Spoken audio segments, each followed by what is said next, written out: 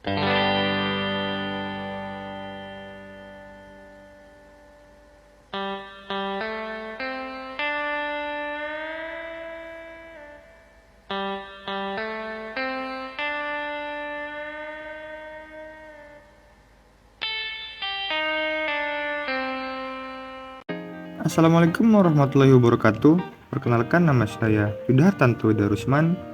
Saya ingin mempresentasikan tugas mata kuliah Legal Drafting. Langsung saja kita ke judul materinya, yaitu proses perancangan perundang-undangan, metode perancangan perundang-undangan.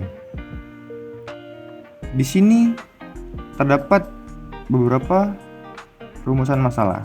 Yang mana pertama yaitu proses pembentukan undang-undang.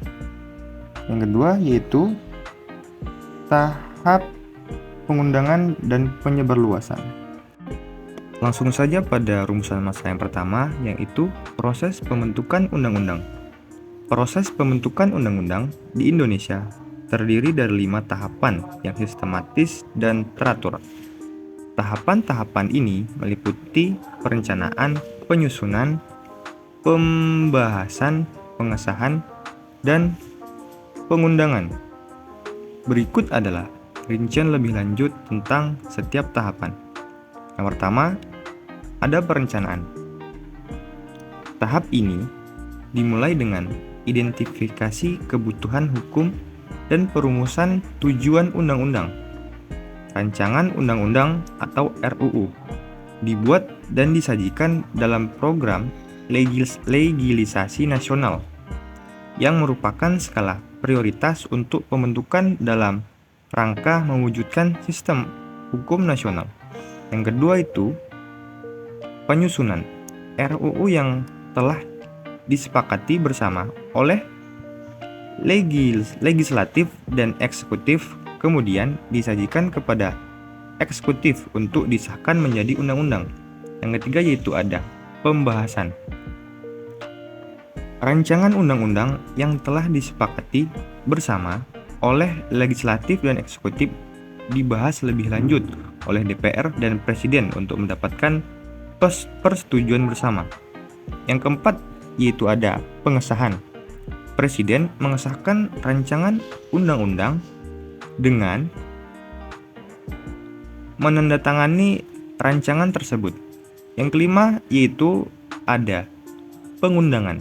Peraturan perundang-undangan harus disahkan secara resmi dengan menempatkannya dalam lembaran Negara Republik Indonesia, tambahan lembaran Negara Republik Indonesia, tambahan Berita Negara Republik Indonesia. Selanjutnya yaitu tahap pengundangan dan penyebarluasan. Tahap pengundangan dan penyebarluasan peraturan perundang-undangan di Indonesia melibatkan beberapa langkah dilakukan oleh pemerintah dan DPR. Berikut adalah tahapan-tahapan tersebut. Yang pertama yaitu ada penyebarluasan. Penyebarluasan peraturan perundang-undangan dilakukan oleh pemerintah DPR sejak penyusunan Prolegnas, penyusunan rancangan peraturan undang-undang. Penyebaran ini dilakukan secara bersama-sama oleh DPR dan pemerintah, namun dapat juga dilakukan oleh Dewan Perwakilan Daerah atau DPD jika terkait dengan otonomi daerah, hubungan pusat dan daerah, pembentukan dan pemekaran serta penggabungan daerah, pengelolaan sumber daya alam dan sumber daya ekonomi lainnya, serta yang terkait dengan perimbangan keuangan pusat dan daerah. Selanjutnya itu ada pengundangan. Tahapan pengundangan peraturan perundang-undangan meliputi pengundangan yang dilakukan setelah melalui tahapan-tahapan sebelumnya, seperti perencanaan, penyusunan, pembahasan, dan pengesahan. Pengundangan ini bertujuan untuk memberikan informasi bahwa setiap orang harus mengetahuinya. Pasal 81 Undang-Undang Nomor 12 Tahun 2011 tentang pembentukan peraturan perundang-undangan menegaskan bahwa pengundangan harus dilakukan untuk memberikan informasi yang jelas dan lengkap tentang peraturan perundang-undangan yang diundangkan. Selanjutnya pada poin ketiga, yaitu di sini ada penyebarluasan di daerah. Penyebaran peraturan-peraturan di daerah dilakukan secara prosedural yang sama dengan penyebarluasan di tingkat pusat, hanya dengan perbedaan objeknya. Objek yang dipertimbangkan dalam penyebarluasan di daerah meliputi perencanaan, penyusunan, pembahasan, pengesahan atau penetapan, dan pengundangan. Penyebaran di daerah dilakukan oleh sekretaris daerah yang menyampaikan salinan otentik peraturan perundangan yang diundang dalam lembaran daerah dan berita daerah kepada kementerian atau lembaga, pemerintah, non-departemen, dan pihak terkait, serta menyediakan salinan peraturan undangan yang diundang dalam lembaran daerah dan berita daerah bagi masyarakat. Yang terakhir yaitu ada penyebarluasan melalui media sosial. Penyebarluasan peraturan undang-undang melalui media.